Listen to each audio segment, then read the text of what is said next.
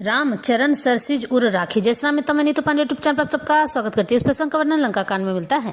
इस प्रसंग में कालनेमी रावण को समझाता है, लेकिन रावण झुंझलाकर कालनेमी को ही भगा देता है। राम चरण सरसिज उर राखी, चला प्रभंजन सुत बल भासी, जहाँ दूत एक मर्मु जनावा, रावण कालनेमी गृह आवा।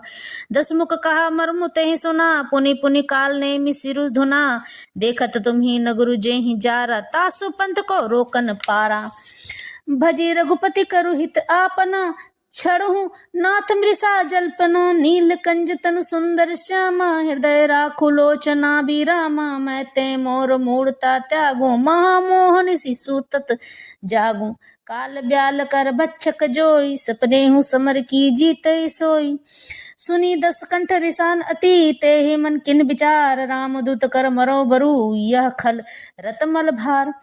अस कही चला रची सी मग माया, सर मंदिर बर बाग बनाया, मारुत सुत देखा शुभ आश्रम, सुन मुनि ही बोझी जल पियो जाई श्रम। राक्षस कपट बेस तह सोहा, मायापति दूत ही चह मोहा, जाय पवन सुत नायो माता, लाग सो कहे राम गुण गाथा। सुसैन्य आकर रामचंद्र जी के चरण बिंदों में सिर नवाया। उसने पर्वत और औसत का नाम बताया और कहा कि हे पवन पुत्र, औषधि लेने जाओ। श्री राम जी के चरण कमलों को हृदय में रखकर पवन पुत्र हनुमान जी अपना बल बखान कर अर्थात मैं भी लिए आता हूँ, ऐसा कहकर चले। उधर एक गुप्तचर ने रावण को इस रहस्य की खबर दी। तब रावण कालनेमी के घर आया। रावण ने उसको सारा मर्ग हाल बताया। कालनेमी ने सुना और बार बार सिर पीटा, खेद प्रकट किया। उसने कहा, तुम्हारे देखते देखते जिसने नगर जला डाला, जिसका मार्ग कौन रोक सकता है? उनका मार्ग कौन रोक सकता है? श्री रघुनाथ जी का भजन करके तुम अपना कल्याण करो हे नाथ। झूठी बकवास छोड़ दो, नेत्रों को आनंद देने वाले नील कमल के समान सुंदर श्याम शरीर को अपने हृदय में रखो। मैं तू भेद का भाव और ममता रूपी मूर्ता को त्याग दो। महामोह ज्ञान रूपी रात्रि में सो रहे हो, सो जाग उठो। जो काल रूपी सर्प का भी भक्षण है, कहीं स्वप्न में भी वह रण में जीता जा सकता है। उसकी ये बातें सुनकर रावण बहुत ही क्रोधित हुआ।